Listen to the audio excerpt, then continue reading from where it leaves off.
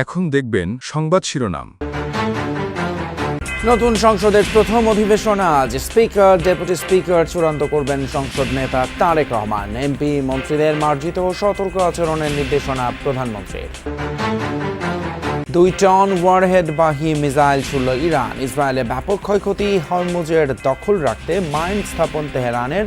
বোমা মেরে সচলের চেষ্টা যুক্তরাষ্ট্রের। জ্বালানি নিয়ে চট্টগ্রাম বন্দরে ফিরছে একের পর এক জাহাজ। চলছে খালাস। অতিরিক্ত ডিজেল সহায়তা চেয়ে ভারতকে চিঠি। পাম্পে তিল খোলায়। রংপুরে জুলাই হত্যা মামলা থেকে আসামিদের নাম কর্তনের আবেদনের হিড়িক। তালিকায় সাবেক স্পিকার, মন্ত্রীসহ ঊর্ধ্বতন কর্মকর্তারা। এমন এফিডেভিট গ্রহণযোগ্য নয় বলছে পুলিশ। এনবিআর-এর পৃথকীকরণ নিয়ে কাটছে না ধোঁয়াশা। পদায়ন নিয়ে দ্বন্দ্বের অবসান হয়নি। শক্তিশালী রাজস্ব কাঠামোর জন্যই বিভক্তি দরকার বলছেন বিশ্লেষকরা। আসসালামু আলাইকুম। এতক্ষণ দেখছিলেন সংবাদ শিরোনাম, এখন দেখবেন বিস্তারিত। শুরুতে সভাপতি পদ শূন্য রেখেই কাল সকাল 11টায় বসতে যাচ্ছে ত্রয়োদশ জাতীয় সংসদের প্রথম অধিবেশন। প্রধানমন্ত্রীর পক্ষ থেকে সভাপতির নাম প্রস্তাবের পর তা চূড়ান্ত হবে। সংসদের সভাপতির সভাপতিত্বেই নির্ধারিত হবে স্পিকার এবং ডেপুটি স্পিকার। রাষ্ট্রপতি শপথ পড়াবেন তাদের। সরকার দলীয় সংসদীয় দলের সভা শেষে এসব কথা জানিয়েছেন চিফ হুইপ নুরুল ইসলাম মনি। স্থানীয় সরকার মন্ত্রী মির্জা ফখরুল ইসলাম আলমগীর জানান, সংসদ নেতাই সুপারিশ করবেন স্পিকার ও সভাপতির নাম। সকালে সংসদে সরকারি দলের সংসদীয় দলের সভায় এসব সিদ্ধান্ত হয়। ত্রয়োদশ জাতীয় সংসদ অধিবেশন শুরুর আগের দিন অনুষ্ঠিত হল সরকার দলীয় সংসদীয় কমিটির সভা, যেখানে সভাপতিত্ব করেন সংসদ নেতা ও প্রধানমন্ত্রী তারেক রহমান। সকাল 11টায় শুরু হয়ে এই সভা শেষ হয় দুপুর 1টায়, যেখানে বিএনপি দলীয় সংসদ সদস্যদের নানান করণীয় নিয়ে আলোচনা হয়। সংসদ সদস্যদের দায়িত্বশীল মার্জিত আচরণ করার পাশাপাশি গণমাধ্যমের সঙ্গে কথা বলার ক্ষেত্রে সতর্কতার মতো প্রয়োজনীয় দিক নির্দেশনা আসে সংসদ নেতার তরফ থেকে। কার্যপ্রণালী বিধিতে আছে, সংসদ চলার আগের দিন একটা সংসদীয় দলের বৈঠক হয়। সেই বৈঠকে নানা দিকে কেমনে সংসদ চলবে, আমাদের ম্যানিফেস্টো, আমাদের যে কর্মসূচি, আমাদের যে স্বপ্ন, এটা বাস্তবায়ন করার জন্য সবার ভূমিকা দায়িত্ব মুখে বললে হবে। সংসদ অধিবেশনে আমাদের যে কার্যক্রম সেসব নিয়ে আমাদের একটা ধারণা দেওয়া হয়েছে এবং মাননীয় প্রধানমন্ত্রী এবং সংসদ নেতার উপরে স্পিকার, ডেপুটি স্পিকার ইত্যাদি নিয়োগের সর্বসম্মতির সিদ্ধান্ত হয়েছে। সংসদীয় কমিটির এই সভায় স্পিকার, ডেপুটি স্পিকার ও সভাপতি নির্ধারণে ভার দেওয়া হয় সংসদ নেতা ও প্রধানমন্ত্রী তারেক রহমানকে। পার্লামেন্টারি পার্টির বৈঠক যা হয় বিভিন্ন বিষয় নিয়ে, সংসদ শুরু হচ্ছে সেই সব বিষয় নিয়ে একই সঙ্গে আমরা পার্লামেন্টের সব দায়িত্ব নিয়ে আলোচনা হয়েছে। স্পিকার এবং ডেপুটি স্পিকারকে শপথ গ্রহণ করাবেন রাষ্ট্রপতি। এরপরে আবার অধিবেশন বসবে। সেই অধিবেশনে প্রথমে সভাপতিমণ্ডলীর প্যানেল ঘোষণা করা হবে, তারপরে সুপ্রস্তাব আসবে, সুপ্রস্তাবের উপর আলোচনা হবে, তারপরে সংসদে যে সমস্ত অর্ডিন্যান্সগুলো প্লেস করার কথা, উত্থাপন করার কথা 133টি অধ্যাদেশ আইনমন্ত্রী উত্থাপন করবেন এবং এরপরে রাষ্ট্রপতির ভাষণ হবে। তার আগে সংসদের কয়েকটি কমিটি নির্বাচিত হয়।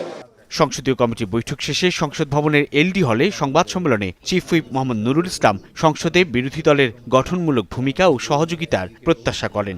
যেহেতু পুরনো স্পিকার নাই, ডেপুটি স্পিকার নাই, আমরা সংসদে একটা খালি চেয়ার দিয়ে শুরু করব।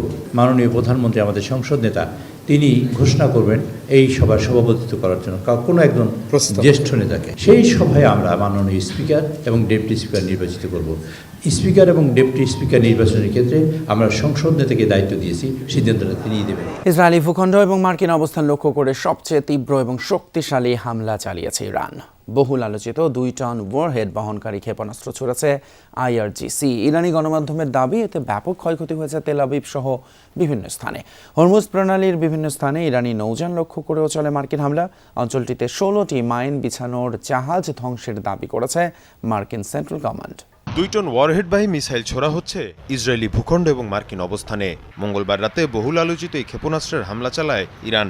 দেশটির রাষ্ট্রীয় গণমাধ্যমের পাশাপাশি আন্তর্জাতিক বিভিন্ন গণমাধ্যমে প্রকাশিত ভিডিওতে দেখা যায় এসব ক্ষেপণাস্ত্র ভয়াবহ ধ্বংসযজ্ঞ সৃষ্টি করে তেল আবিব সহ ইসরায়েলের বিভিন্ন এলাকায়। বাণিজ্যিক আবাসিক সহ বিভিন্ন স্থাপনায় আঘাত হানে এসব মিসাইল। আগুন জ্বলতে দেখা যায় বাংকার সহ বিভিন্ন ভবনে। গেল 28 ফেব্রুয়ারি ইরানের উপর ইসরায়েল যুক্তরাষ্ট্রের হামলা শুরুর পর এটিকেই তেহরানের সবচেয়ে বড় শক্তিশালী অভিযান হিসেবে আখ্যা দেওয়া হচ্ছে। তেল আবিবের পাশাপাশি বীর ইয়াকুব এবং পশ্চিম জেরুজালেমেও ব্যাপক ধ্বংসযজ্ঞ হয়। এর পাশাপাশি অব্যাহত আছে আরব দেশগুলো থাকা মার্কিন দূতাবাস এবং ঘাঁটি লক্ষ্য করে হামলা। ইরানের হামলার কারণে আরব আমিরাত এবং ইসরায়েলের কনসুলেট বন্ধ ঘোষণা করেছে অস্ট্রেলিয়া। এদিকে আরব আমিরাতের উপকূল একটি জ্বালানি ট্যাঙ্কারে বিস্ফোরণ হয়েছে। ধারণা করা হচ্ছে ইরানের ছোড়া ড্রোন অথবা মিসাইলের আঘাতে এই বিস্ফোরণ। এ অবস্থায় ইরানি ভূখণ্ডেও হামলার পরিধি বাড়িয়েছে ইসরায়েল যুক্তরাষ্ট্র। তেহরানের মেহরাবাদ বিমানবন্দর লক্ষ্য করে চালানো হয় ক্ষেপণাস্ত্র হামলা।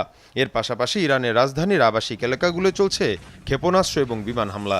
এছাড়াও কোম, নাতানজ এবং ইস্পাহানেও ভয়াবহ হামলা চালিয়েছে মার্কিন বাহিনী। বিভিন্ন এলাকা সড়ক জুড়ে মরদেহ ছড়িয়ে ছিটিয়ে থাকতে দেখা যায়। এদিকে হরমুজ প্রণালীর বিভিন্ন স্থানে ইরানি নৌযান লক্ষ্য করেও চলে মার্কিন হামলা। অঞ্চলটিতে 16টি মাইন বিছানোর জাহাজ ধ্বংসের দাবি করেছে মার্কিন সেন্ট্রাল কমান্ড। এর পাশাপাশি ইরানের ড্রোন এবং মিসাইল লঞ্চিং প্যাডেও হামলা চালায় ইসরায়েল। বিমান থেকে ছোড়া হয় একের পর এক ক্ষেপণাস্ত্র। অন্যদিকে ইরানের সাথে চলমান যুদ্ধ শিগগিরই শেষ করার ইঙ্গিত আবারও দিয়েছেন মার্কিন প্রেসিডেন্ট ডোনাল্ড ট্রাম্প। বুধবার ইসরায়েলি গণমাধ্যম চ্যানেল 12কে দেয়া এক সাক্ষাৎকারে কথা জানান মার্কিন প্রেসিডেন্ট, যার বরাতেই তথ্য নিশ্চিত করেছে কাতার ভিত্তিক সংবাদ মাধ্যম আল জাজিরা। ট্রাম্প জানিয়েছেন, ইরানের ধ্বংস করার মতো আর কিছুই বাকি নেই। লড়াই থামানো কিংবা চালিয়ে যাওয়া দুটি এখন নির্ভর করবে তার ইচ্ছের উপর। অন্যদিকে ইসরায়েলি আরেক সংবাদ মাধ্যম টাইমস অফ ইসরায়েলকে দেয়া এক সাক্ষাৎকারে দেশটির প্রতিরক্ষা মন্ত্রী ইসরায়েল কাটজ জানিয়েছেন, লক্ষ্যে পৌঁছে বিজয় নিশ্চিত না হওয়া পর্যন্ত যুদ্ধ চলমান থাকবে। সরকার জ্বালানি সরবরাহ স্বাভাবিক বললেও রাজধানীর বেশ কয়েকটি ফিলিং স্টেশন তেল সংকটে বন্ধ রয়েছে। তেল না থাকায় প্রায় 2 দিন ধরে বন্ধ রয়েছে কয়েকটি ফিলিং স্টেশন। আর এমন অবস্থা চলতে থাকলে ঈদযাত্রায় সংকট দেখা দেবে বলে জানিয়েছে পেট্রোল পাম্প ওনার্স অ্যাসোসিয়েশন। পাম্পগুলোতে ব্যাপক নিরাপত্তা সংকট তৈরি হয়েছে বলেও দাবি তাদের। এদিকে চট্টগ্রাম বন্দর সীমানায় 6টি জাহাজ থেকে বুধবার জ্বালানি খালাস হয়। রাতে হাইস্ট হলে 12টা থেকে 12:30 ভিতরে ফুয়েল শেষ হয়ে যায়। আর পর্যাপ্ত পরিমাণে চাপের কারণে আমরা ফুয়েলটা ঠিকমতো পাচ্ছি না। 1 লিটার 150 টাকা, এর বেশি কোনো পাম্পে তেল দেয় না। সিরিয়ালে আমরা তেল পাই নাই, তেল আনা অনেকে। আজকে তেল আনবো এই আপনার ইফতারের পর। মোটরসাইকেলে যে বিভাজন করছে, এইটা ভাই আমাদের পক্ষে নিয়ন্ত্রণ করা সম্ভব হয় না। হয় সবাই 5 লিটার করে দেন, আর না হলে 400 টাকা করে দেন, সবাই নাহলে 300 টাকা করে দেন। সবাই একই ফিগার রাখতে হবে।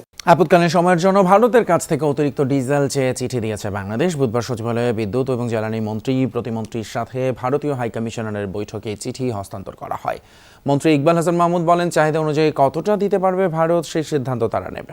ভারতীয় হাইকমিশনার বলেন, বিষয়টি তার দেশের সর্বোচ্চ পর্যায়ে জানানো হবে। আপৎকালীন অবস্থার জন্য আমরা বলছি যে আমাদের একটু তেল বাড়ায় দেওয়ার জন্য।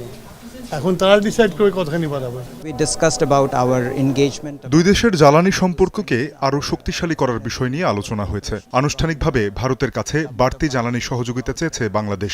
বিষয়টি বিবেচনার জন্য সরকারকে জানানো হবে। গাজীপুরের শ্রীপুরে বৈদ্যুতিক ট্রান্সফরমার বিস্ফোরণ থেকে আগুন ছড়িয়ে 3 পথচারী দগ্ধ হয়েছেন।